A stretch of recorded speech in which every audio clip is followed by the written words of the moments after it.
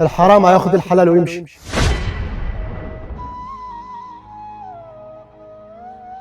فانا يا ابوي هاخد الفلوس دي وارجعها لاصحابها.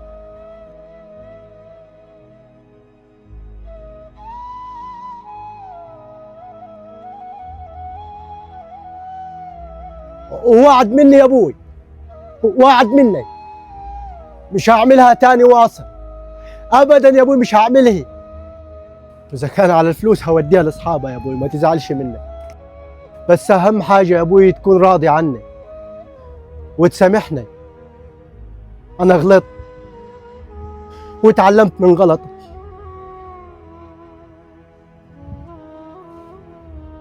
هروح ارجعها يا ابوي.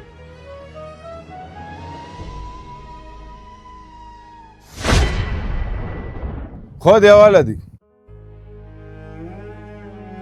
اسمع يا ولدي، انا اللي خلاني ندهت عليك لما عرفتك رجعت للصح وقلت نرجع الفلوس لاصحابي. يا ولد انا خايف عليك يا ولدي، مش بالفلوس. ياما ناس كانت تحت بقت فوق، وياما ناس كانت فوق بقت تحت. الدنيا مش فلوس وبس يا ولد، انا خايف عليك وربنا يهديك. وبعدين الحرام مش بدوم يا ولدي، وما دام انت رجعت وعرفت عقلك من راسك انا هرضى عنك، بس بشرط ترجع الفلوس دي مكان ما جبت. كده هرضى عنك. الفلوس دي ما رجعتش لاصحابها انا مش راضي عنك.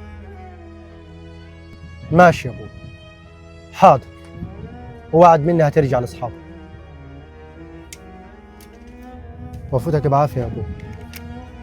وعارف يا ابوي انا هعمل كده عشان انت طول عمرك ربيتنا على الوصول.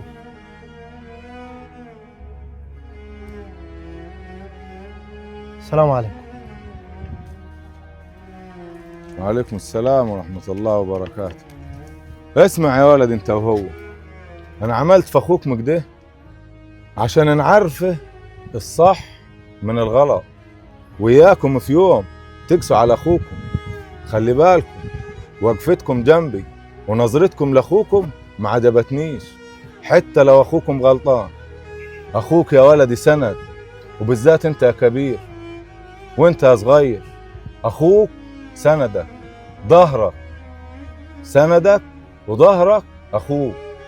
سامعين ولا مش سامعين؟ وانت يا صغير اخوك سندك، ظهرك. كلامك صح يا ابوي، واللي تقوله يمشي يا